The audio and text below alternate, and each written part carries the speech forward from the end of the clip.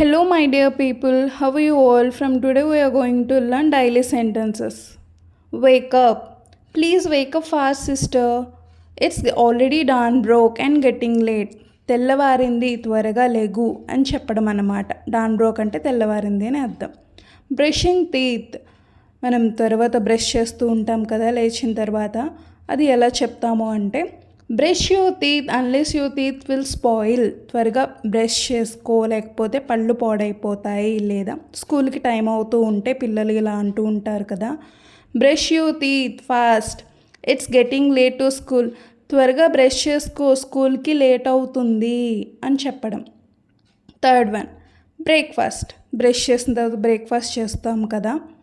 Have you breakfast fastly sister, today I'm excited to go to school. త్వరగా breakfast చెయ్యి, నేను స్కూల్కి వెళ్ళడానికి చాలా ఉత్సాహంగా ఉన్నాను. యూనిఫామ్, తర్వాత యూనిఫామ్ వేసుకుంటాం కదా. ఐ ఓ uniform and my shoes also, you to get ready fast.